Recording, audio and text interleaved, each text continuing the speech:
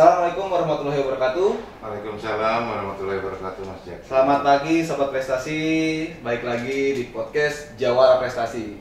Nah, Sobat Prestasi, kita udah lama nih nggak podcast. Nah, mungkin dari Sobat Prestasi bisa ada masukan gak nih buat opening kita nih? Kan kalau Deddy Corbuzier punya opening 1, 2, 3 close the door, tapi itu dipatenkan. Nah, Sobat Prestasi yang nonton ini mungkin ada masukan untuk opening podcast kita, coba ditulis di kolom komentar nanti.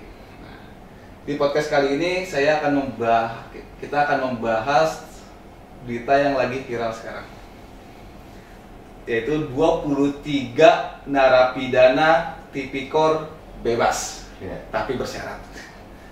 Bebas bersyarat. Saat ini saya kedatangan salah satu narasumber yang menurut saya ahlinya lah di wilayah Banten. Selamat pagi Pak Mas Juno. Selamat pagi, Mas. Boleh saya koreksi sedikit? Siapa Pak? Belum ahlinya mungkin ya, tapi saya yang salah satu yang bertanggung jawab. Oh iya. Terhadap penyelenggaraan pemasyarakatan juga ya. Sebagai yang bertanggung jawab ya Pak ya? Iya. Alhamdulillah Pak, sehat Pak? Alhamdulillah sehat. Handphone aman Pak, dihubungin sama wartawan 2 hari belakangan ini? Lumayan, jam 8 sudah 2 kali ngecas, sudah ngeblok. Bolak-balik pasti dihubungin sama wartawan terkait Iya. berita 23 WBP dibebaskan, tapi 4 yang di wilayah Banten ya Pak ya? Iya, tanggung jawab kita untuk keterbukaan publik. Nah, 4 WBP ini bebas bersyarat. Nah, mungkin banyak Sobat Prestasi atau masyarakat yang belum tahu nih Pak, maksudnya bebas bersyarat itu apa sih Pak? Saya koreksi juga, bukan 4 sampai dengan hari ini sudah lebih dari 4. Ada sekitar 9 yang sudah kita, mungkin yang Mas maksud yang rame-rame pada Yang rame kemarin itu ya Pak, yang tanggal 6 kemarin itu. Lapas kelas 2 Tangerang dan Sukamiskin yang miskin seperti itu. Ya. Itu bebas bersyarat itu apa sih maksudnya Pak? Mungkin masyarakat masih banyak yang pada belum tahu Pak. Saya menggunakan bahasa sehari-hari ya, artinya biar mudah dipahami. Kalau secara definisi kan ada memang di dalam undang-undang bahwa narapidana itu menjalankan proses pembinaan di luar lapas yang programnya adalah mengintegrasikan para narapidana kepada keluarga dan masyarakat. Nah, pada saat proses itulah beralih nama dari narapidana menjadi klien pemasyarakatan. Artinya bahwa seseorang yang mendapatkan program pembebasan bersyarat. Jadi yang di underline jangan bebasnya saja, tetapi ada syarat-syaratnya. Nah, berarti sebenarnya aslinya ini bebas, tapi ada syarat yang harus tetap dilakukan oleh WBP ini ya Pak ya? Iya. Karena yang kalau Bapak tadi bilang 9 WBP yang sudah bebas, karena yang viralnya itu yang tanggal 6 kemarin itu 4 nih Pak ya, yang dari lapas kelas 2 ini, karena ada 2 nama yang cukup membuat ini ya, itu Bu Ratu Atut sama Jaksa Pinangki yang membuat berita cukup ramai itu. Nah, pertanyaan saya gini sih Pak,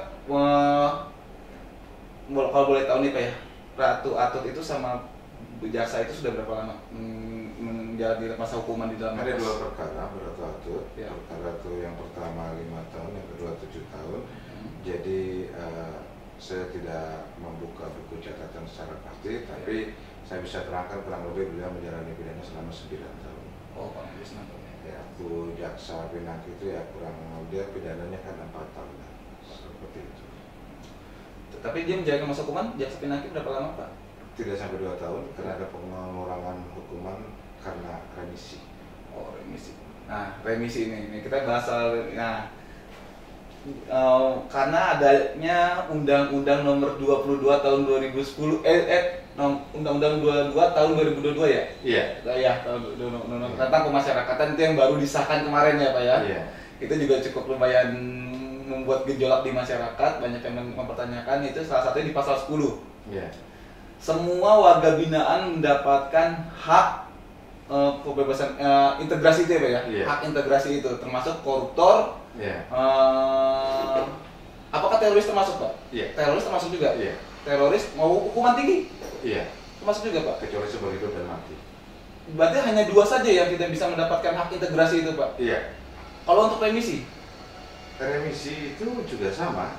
Kalau remisi juga ketika diberikan kepada narapidana seumur hidup dan juga narapidana Mati. hukuman mati. Mati. Seperti itu. Berarti emang yang napi-napi pidana koruptor yang dulunya tadi nggak dapat kan Pak ya, kalau nggak salah Pak ya? Iya. Dulu tidak dapat, terus Saya koreksi, bukan Iya. tidak dapat, tapi ada beberapa penambahan persyaratan. Dulu dulu ya. Ya dulu ya. Iya. Tapi napi narkoba juga dapat Pak? Dapat juga Pak ya? dapat. Ya, tentu pengertian dapat ini tidak diterjemahkan secara sederhana karena ada ketentuan dan persyaratan lain. Jadi keberlakuan Undang-Undang 2000 Nomor 22 tahun 2022 menyatakan dengan pasal 10 yang Mas sampaikan tadi, itu tidak secara otomatis mereka dapat semua, itu ada persyaratan-persyaratan. Persyaratan untuk mendapatkan itu ya Pak ya? Iya, kita masih pakai ketentuan lama yang tidak bersinggungan, tidak bertentangan dengan Undang-Undang 22 tahun 2022. Itu secara limitatif ada di dalam ketentuan undang-undang dimaksud. Nah, kalau boleh tahu nih Pak ya, untuk mendapatkan hak itu tuh prosesnya bagaimana Pak? Ya, panjang kali lebar ya kalau saya jelaskan, tapi singkatnya saya ingin katakan dua syarat saja, syarat administratif dan syarat substantif. Administratif itu salah satunya sudah menjalani 2/3 masa pidana, terus kemudian kelengkapan berkasnya, lalu kemudian syarat substantif ini dia berkelakuan baik, ikut program pembinaan di dalam lapas, juga mendapat dukungan dari masyarakat. Artinya para pihak itu sudah kita dalami untuk program ini sebelum yang bersangkutan mendapatkan program pembebasan bersyarat. Nah, yang menilai Pak, yang menilai kan itu berarti ada perlakuan baik dong ya Pak ya? Iya. Itu yang menilai siapa Pak? Yang menilai si WBP ini tuh siapa? Dari siapa? Ada tim khusus atau bagaimana yang menilai? Iya. Kalau guru SD-nya nggak lagi ya, jadi sudah guru SD. Takutnya ada berada di dalam lapas, petugas pemasyarakatan. Terus. Kita juga libatkan pembimbing kemasyarakatan, ada PK. Semua tertuang di dalam apa yang kita sebut dengan SPPN, Sistem Penilaian Pembinaan Narapidana. Itu seperti itu. Berarti memang ada tim khusus yang menilai ya Pak ya, bukan sembarangan orang aja. Bukan tim khusus ya, tetapi lebih kepada job description kita yang membidang itu. Tugas ada dia Pak ya? kemasyarakatan, ada bagian petugas pembinaan di lapas. Berarti emang ada ini ya petugas yang melakukan itu ya Pak ya? Iya, jadi kalau tim sus itu saya teringat sesuatu tim sus yang sedang viral ini, bukan itu ya. Ya, takutnya memang ada tim khusus yang dibuat untuk menilai itu loh Pak. Iya, kalaupun ada kita namakan bukan tim sus. Apa? TPP. TPP apa tuh Pak? Tim pengamat pemasyarakatan. Tim seperti itu. Agak menyeleweng, tapinya menurut saya patut banyak ditanyakan. Napi tipikor itu sebenarnya beban negara bukan sih Pak? Dalam perspektif mana kita melihat napi tipikor beban negara, sejauh ini beban negara hanya memberikan makan dan minum. Ya, yang kita interpretasikan secara sederhana. Kalau yang bersangkutan ada di dalam lembaga pemasyarakatan atau kita belum keluar dari budaya masyarakat menyebutnya dengan penjara, ya bebannya itu ya memberikan makan dan minum. Berarti emang kewajiban negara memberikan makan dan minum untuk kita. Yang semua terakumulasi dengan satu kata general, perawatan. Perawatan. Iya. Berarti ya sebenarnya napi ya mau di penjara juga sebenarnya dapat ya makan ya ditanggung sama pemerintah berarti kalau gitu ya Pak dalam penjara ya. Negara. Iya, ditanggung sama negara ya. Iya. Ditanggung sama negara ya Pak ya. Iya. Jadi bisa dibilang ya termasuk beban negara juga ya Pak. Bagaimana? Kalau menurut Bapak itu sendiri? Iya, itu tadi dikatakan beban negara ya. Saya sih lebih normatif menyebutnya dengan tanggung jawab negara. Ini Mas mau makan gratis juga? Enggak dong. Kalau kita makan gratis dalam lapas kita agak gimana gitu. Nah, salah satunya itu. Jadi tanggung jawab perawatan termasuk hak pemberian makan dan minum itu menjadi tanggung jawab negara. Kalau beban ya mungkin konotasinya lebih kepada negatif ya. Karena Mas sudah menjadi tanggung jawab negara ya maka saya katakan tanggung jawab negara seperti itu. Kalau misalkan ada sebuah ide nih menurut Bapak ya, saya agak nyeleweng nih ya misalkan sebagai masyarakat gitu. Tipikor dilapasin khusus tapi supaya negara nggak punya tanggung jawab terlebih mereka yang makan harus untuk bayar sendiri. Nah itu bagaimana Pak kalau menurut Bapak? Mungkin jadi universitas lembaga pemasyarakatan kali ya. Bisa jadi Pak ya. Bisa jadi seperti itu. Tapi aksesnya tetap terbatas Pak. Tidak apa? Maksudnya tetap di dalam sel kehidupan dia tetap dalam sel tapi ya mereka tetap bayar karena negara jangan sampai menanggung. Ini orang ini udah salah, ini udah merugi negara tapi banyak. Saya paham betul pertanyaan Mas itu. Sudah melakukan pelanggaran terus kemudian menjadi beban negara juga ya. Itu tergantung beberapa perspektif. Iya. Artinya kalau dalam sudut pandang logika berpikir yang dibangun untuk kepentingan sesaat, ya saya mendukung logika pemikiran, tapi tidak dalam kehidupan bernegara dan berpolitik, berkehidupan yang merujuk kepada tatanan hukum positif yang berlaku. Ya memang demikian adanya, seperti itu. Ya ketentuan peraturan perundang-undangan sudah menyatakan bahwa memang para pelanggar hukum, para narapidana dan tahanan ya menjadi tanggung jawab negara dalam perawatan. Seperti itu. Berarti panjang memang kalau kita termasuk dimensi atau disiplin ilmu filosofi juga masuk juga kalau dijadikan sebagai bahan kajian. Itu sudah dikaji sekian puluh atau ratus tahun yang lalu mungkin ya lah, lalu kemudian sekarang menjelma. Tinggal sekarang paradigmanya yang dibangun adalah apakah paradigma itu masih sesuai atau tidak, nah itu menjadi kajian bersama. Seperti itu. Kenapa? Karena kalau kita bicara dari sisi profit, sama sekali ada profitnya. Sudah dia melanggar hukum, jadi beban negara pula. Harusnya kan dia bayar selama di penjara untuk makan dan sebagainya. Regulasi kita belum mengarah ke sana. Barangkali nanti Mas Jaki bisa memunculkan ini menjadi sebuah hukum positif, luar biasa sih Pak. Ya, siapa tahu ya masyarakat ada yang melihat bisa mengajukan ke. Tidak tertutup kemungkinan, karena apa yang berkembang dalam hukum positif bukan dogmatis. Kalau memang arahnya ke sana, tentu frase yang dibangun, kalimat yang dibangun, narasi yang dibangunnya tidak sesederhana yang Mas sampaikan tadi. Kan? Tapi inti dan arwahnya ke sana. Kita aja logika simpelnya aja masyarakat itu. Ini orang nih udah dihukum nih masalahnya nih. Ya kalau saya sendiri Pak ya, dengan adanya ini napi tipikor nih dikasih remisi, dikasih PB atau integrasi seperti ini bebas bersyarat itu Pak ya. Berarti kan mereka mengurangi masa hukuman nih. Kalau mereka ada di dalam lapas, misalkan tuntut hukumannya 5 tahun, misalkan tapi dapat PB 3 tahun, ini ada 2 tahun, lumayan Pak, anggaran untuk pemerintah buat ngebiayain dia kan lumayan berkurang gitu Pak. Kalau saya berpikir sebagai masyarakat, berpikir ya, saya bukan wakil masyarakat tapi saya sendiri berpikir seperti itu. Jikapun demikian itu adalah dampak positif dong. Jikapun walaupun itu bukan menjadi tujuan utama, yang jelas regulasi dulu, kita menjalankan tugas, kita menjalankan pekerjaan sesuai dengan regulasi yang ada. Karena memang ketentuan remisi ya demikian adanya, bahwa para narapidana yang sudah memenuhi syarat, anak juga yang memang sudah memenuhi ketentuan syarat administratif dan substantif berhak mendapatkan remisi dan mendapatkan remisi. Jika lalu kemudian dampaknya dia bisa pulang lebih cepat karena mendapat pengurangan masa hukuman, lalu kemudian dampak akhirnya juga beban lagi-lagi menjadi berkurang bagi negara, itu adalah dampaknya.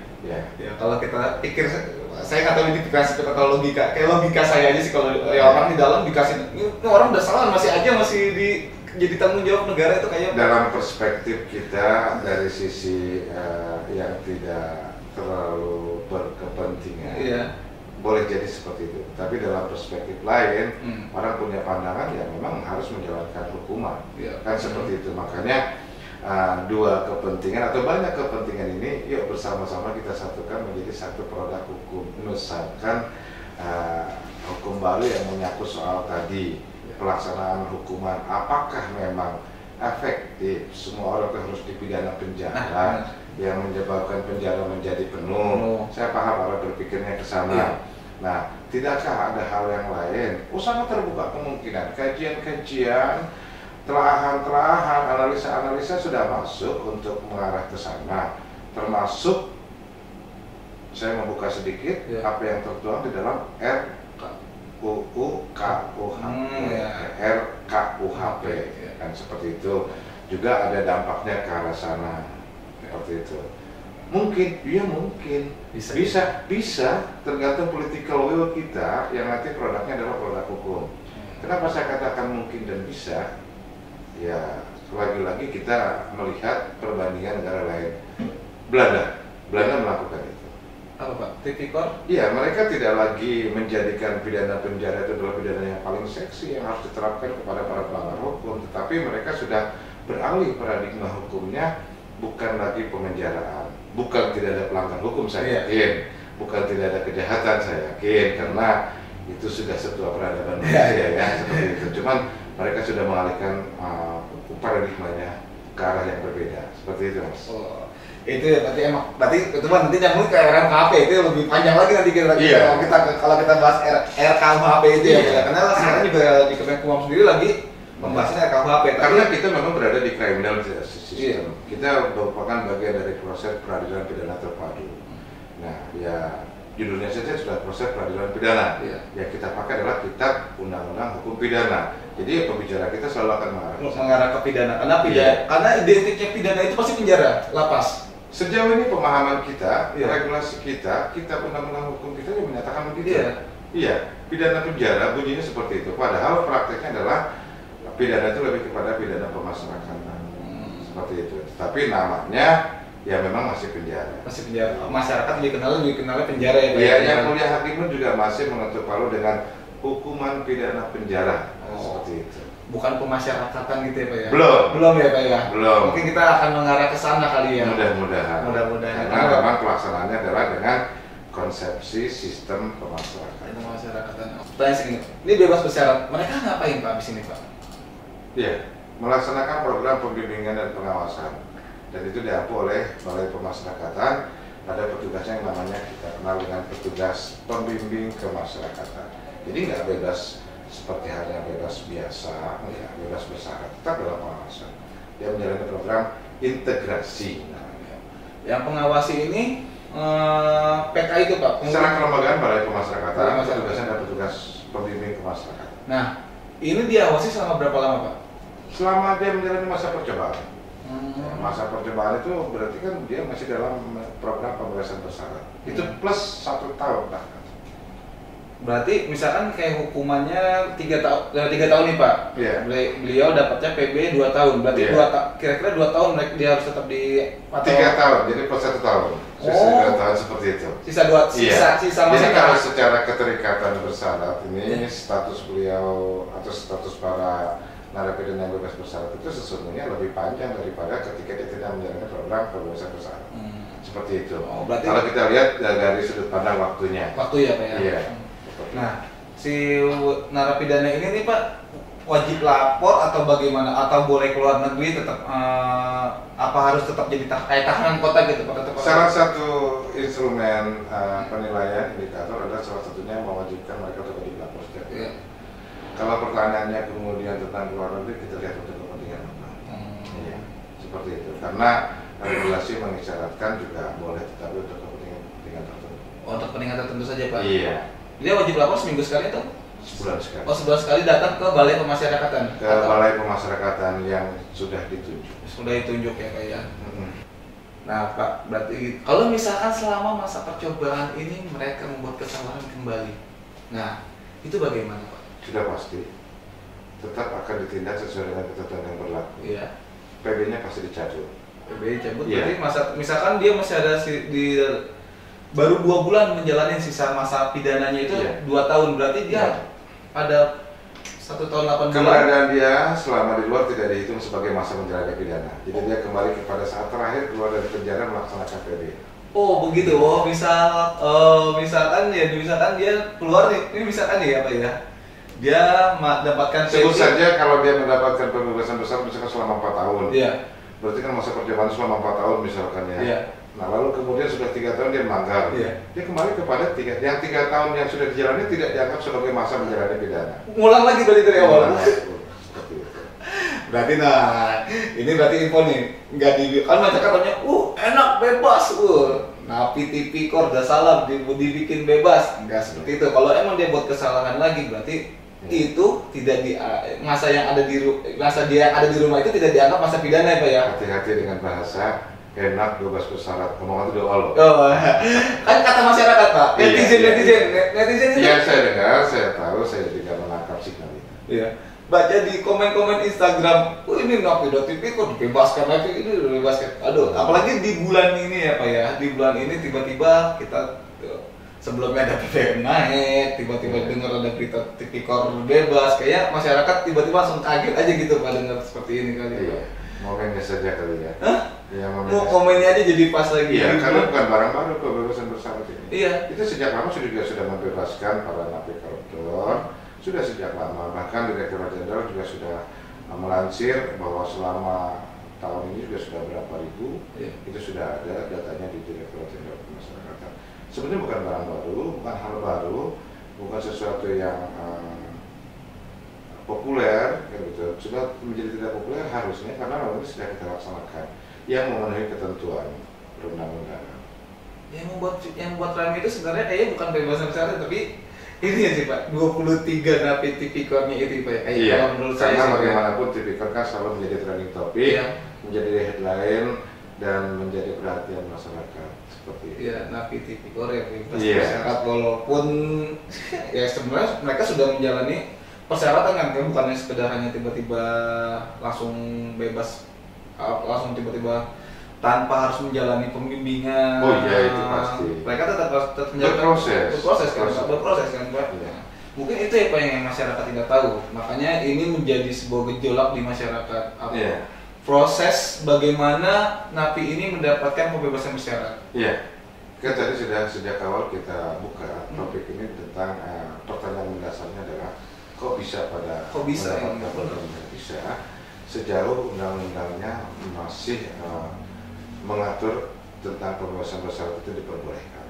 Dan sekarang Undang-Undang Nomor 22 Tahun 2022 tentang pemasyarakatan ini ya membolehkan dalam arti memang sudah diatur dalam pasalnya bahwa setiap narapidana tanpa terkecuali berhak mendapatkan salah satunya pembebasan bersyarat, itu di pasal 10. Berarti kalau emang tiba-tiba masyarakat ada yang menuntut itu, ya emang regulasinya ada berarti ya Pak ya? Iya, itu sudah Regulasinya ada menjadi berarti ya? produk hukum yang sudah harus dilaksanakan dan hukum itu berproses, artinya sudah melibatkan berbagai pihak sebelum ketok palu katakanlah pihak legislator mengesahkan ini menjadi sebuah undang-undang. Itu panjang lagi cerita kita, panjang lagi. Kalau kita sekarang di posisi organisasi yang melaksanakan tugas undang-undang itu ya laksanakan undang-undang itu menjadi sebuah ketentuan yang berlaku atau hukum positif, maka katakanlah seperti itu. Jadi tanggapan masyarakat jadi begini Pak, koruptor kok dipelihara? Iya, tidak bisa kita batasi alur berpikir masyarakat, kerangka berpikir masyarakat, tetapi tugas kita adalah menjelaskan seterang-terangnya kepada masyarakat semuanya. Kalau pertanyaannya kenapa koruptor kok dipelihara? Pertanyaan balik adalah yang memelihara siapa? Nah, itu pertanyaan saya bukan berarti kami mengelak, bukan. Pertanyaannya kan yang memelihara siapa? Yang memelihara kan negara. Negara ini fungsi-fungsinya dijalankan oleh aparaturnya.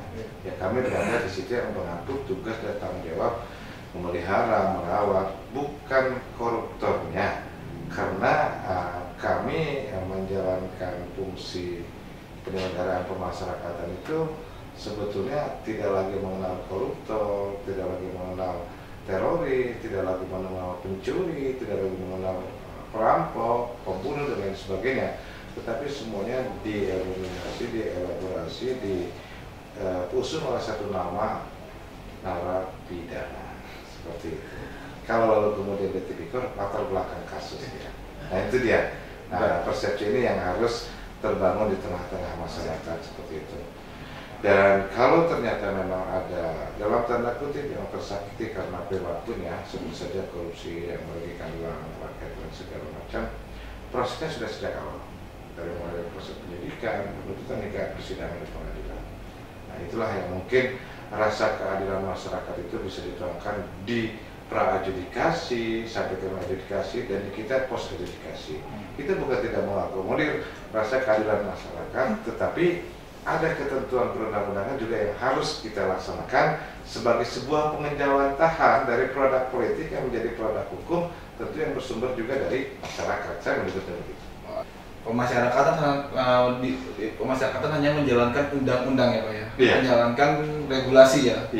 Nah terakhir ya Pak, ini 10 Pak nih saya nanya ini, ada nggak pesan ke media Pak supaya media itu karena hanya memberitakan tentang pembebasan bersyaratnya saja, jarang memberitakan tentang prosesnya itu bagaimana. Jadinya masyarakat konsumsinya apa ya, informasi yang mereka dapat itu hanya ya udah mereka dapat bebas bersyarat. Dia tidak menjelaskan bagaimana dia mendapatkan bebas bersyarat, regulasinya seperti apa. Jarang sekali ada media yang berkata seperti itu. Jadi mereka hanya menulis judul 23 narapidana Yang kemarin ya Pak ya, 23 narapidana tipikor bebas bersyarat ya. Itu bagaimana Pak Bapak pesan ke media seperti itu? Saya tidak berpesan kepada media, apalagi mengintervensi, tetapi harapan kan. Harapan ya, boleh. Karena tak terbantahkan bahwa media ini sekarang menjadi corong informasi yang paling efektif, bahkan ke seluruh pelosok. Sekarang kita tahu bahwa informasi itu baik dalam genggaman saja. Nah, apapun informasi yang terbangun dari media itu pada akhirnya juga akan menentukan opini publik. Harapan kami, yuk kita sama-sama jadikan media itu sebagai juga fungsi edukasi kepada masyarakat, membuka persoalan seterang-terangnya, jangan lalu kemudian menimbulkan interpretasi atau penafsiran yang cenderung negatif dari masyarakat. Kami tidak berharap juga mendapat pujian yang positif, tidak, tetapi ada keberimbangan informasi. Jadi kalau ada sesuatu informasi tidak dipenggal. Seperti tadi, bahwa pembebasan bersyarat itu enggak semata-mata ujuk-ujuk tiba-tiba dibebaskan bersyarat, tidak. Ada prosesnya. Maka dari itu saya bilang saya senang juga dengan teman-teman media. Saya berharap bahwa yuk kita jelaskan kepada masyarakat, memang demikian kondisi ini sudah sesuai dengan regulasi, ada berproses, macam, dan media juga kita jadikan mitra atau partner untuk koreksi juga buat kita semuanya. Jadi keberimbangan menjadi jawaban semuanya, dan teman-teman media menjadi sarana informasi bagi masyarakat, juga menjadi dalam tanda kutip corong kami kepada masyarakat juga, seperti itu. Dan ya bersama-sama kita kedepankan keterbukaan publik itu tidak hanya satu informasi yang sepotong-sepotong, tetapi secara keseluruhan hingga masyarakat juga mendapatkan pemahaman yang lebih komprehensif, seperti itu. Nah, seperti itu ya, baik Pak. Nah, termasuk yang sekarang ya Pak ya, informasi yang sekarang ini semoga media atau teman-teman yang nonton ini jangan nonton itu hanya sepotong-sepotong. Takutnya nanti pas lagi dipotong di tengah sepotong-sepotong, informasi nggak nyampe, nggak maksimal. Karena terlalu berbahaya kalau informasi itu cuma setengah-setengah ya. Iya, judul saja kadang-kadang kan menyisakan pertanyaan atau bahkan masuk kepada pernyataan atau statement atau opini. Kalau misalkan napi koruptor dengan mudah dibebaskan. Nah, oke. Banyak banget itu banyak banget. Saya tidak sedang mengintervensi, ya barangkali nanti akan ada penjelasan di artikel di bawahnya.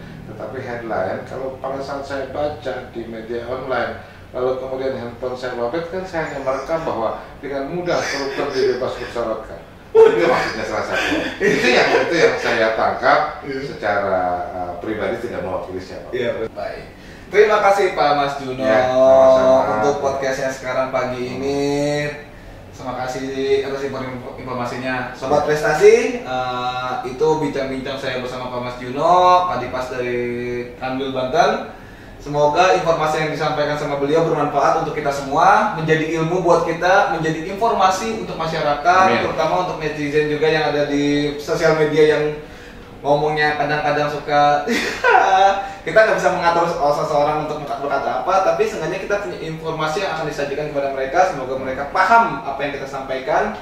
Terima kasih Pak atas waktunya. Semoga Bapak sehat selalu. Semoga jika ada teman-teman tetap menghubungi bisa menjelaskan secara detail lah, jangan hanya informasi. Hanya kadang-kadang berbenturan saja. Terima kasih Sobat Prestasi, demikian podcast saya bersama Pak Mas Juno terkait 23 narapidana korupsi yang bebas bersyarat. Wassalamualaikum warahmatullahi wabarakatuh. Terima kasih Pak. Waalaikumsalam warahmatullahi wabarakatuh. Sama-sama. Oke, mohon pamit. Pamit ya, dadah.